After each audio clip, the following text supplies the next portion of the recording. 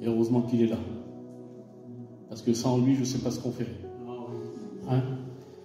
Sans Jésus, je ne sais pas ce qu'on ferait. À savoir que lorsque le Seigneur rentre dans une vie, il transforme. Réellement. Et lorsque nous sommes transformés réellement, alors nous devenons vraiment, véritablement, de vrais adorateurs, en esprit, en vérité. Amen. Parce que c'est ce que Dieu recherche, des vrais adorateurs. Amen. Gloire à Dieu. Merci Seigneur. Ce matin, j'ai sur mon cœur, ce matin, j'avais préparé un message, mais ce matin, j'ai sur mon cœur d'évangéliser ce matin. J'ai sur mon cœur d'évangéliser ce matin. J'avais préparé un message, j'avais tout préparé, j'ai passé du temps sur ce message, mais ce matin, j'ai sur mon cœur d'évangéliser ce matin. Ce matin, je sens un désir, je sens un feu de parler de la croix de Golgotha. Car il y a de la grande puissance. De la grande puissance. J'aimerais parler, moi, de la manifestation de Jésus-Christ lorsqu'il s'est livré, manifesté sur le bois de Golgotha. Amen. Et ce matin, mes frères et sœurs et mes amis, ce matin, j'aimerais vous dire une chose, que Dieu a choisi la prédication pour sauver les âmes. Mais l'apôtre Paul dira ceci: ma prédication à moi ne repose pas sur des discours persuasifs.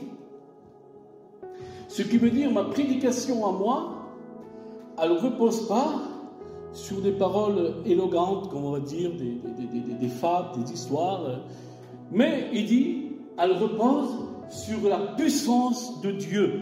Elle repose sur la puissance de l'onction. Ce qui veut dire que, à partir de là, moi ce matin, je ne suis pas là pour vous faire un discours de français, d'ailleurs je suis incapable. Ce matin, moi je vais parler avec des paroles, peut-être qui seront un petit peu mâchées, peut-être mal compris, mais l'importance, c'est qu'il y a la puissance de Dieu qui m'anime. Amen. Et c'est ce que nous voulons, la puissance de Dieu, ce qui veut dire l'onction de Dieu. Amen. Alors moi j'aimerais lire avec vous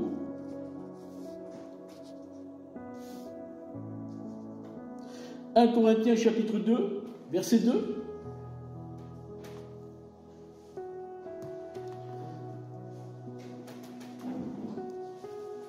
Et l'apôtre Paul déclare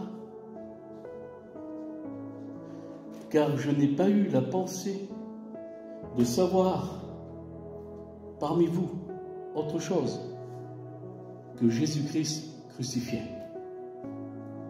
Amen.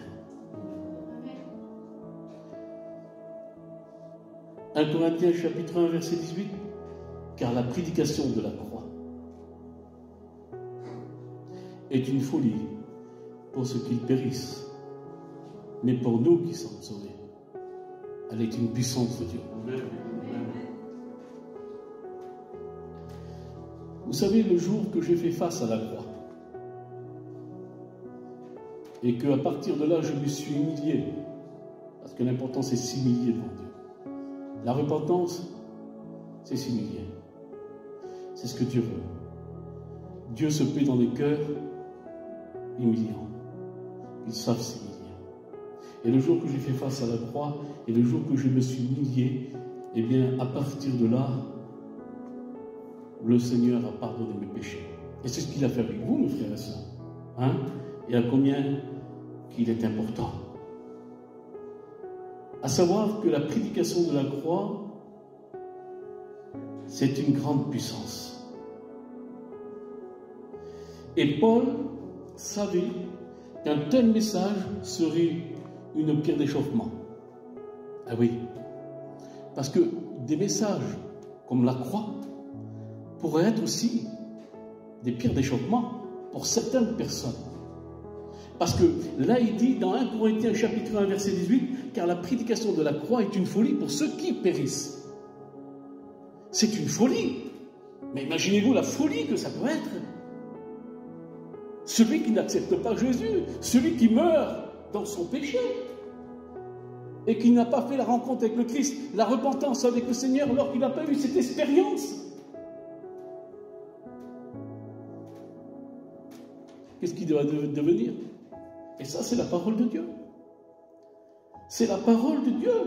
Comme il a dit le frère, c'est vrai, il a raison.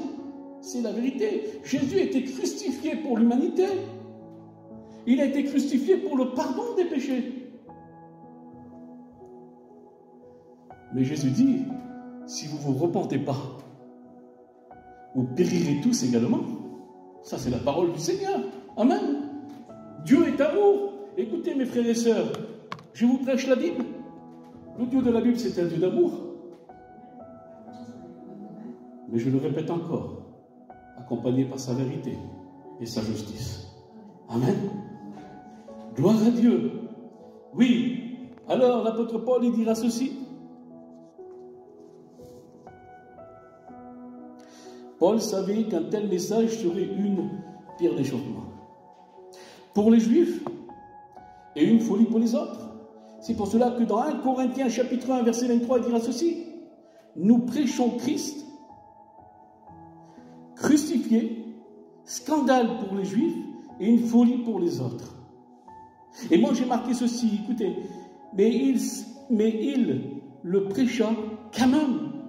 Et voici que le monde l'entendit, et cela semble impossible que ce message de la croix puisse transformer des générations en générations. Ça semble impossible, mais pourtant les apôtres l'ont fait. Ils ont transformé le monde. Le message de la croix, la prédication de la croix, elle est puissante. Laissez-moi vous dire qu'il y a un texte dans la Bible qui est le centre de la Bible, Jean 3,16, car Dieu a tant aimé le monde. Excusez-moi de vous dire ça, il n'a pas tant aimé les choses du monde, hein. Il a tant aimé sa créature. Il a donné son Fils unique, afin que quiconque croise en lui ne périt point, mais qu'il ait la vie éternelle.